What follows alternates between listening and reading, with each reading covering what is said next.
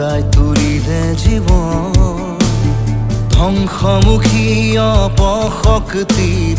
নিশ্চিত জানিবা পতন তীক্ষ্ণ দৃষ্টি আৰু লক্ষ্য থাকিলে নহয় তোমাৰ পৰাজয় তীক্ষ্ণ দৃষ্টি আৰু লক্ষ্য থাকিলে নহয় তোমাৰ পৰাজয় জয় আই অসম বুলি চিঞৰিবলৈ কদাপি নকৰিবা ভয়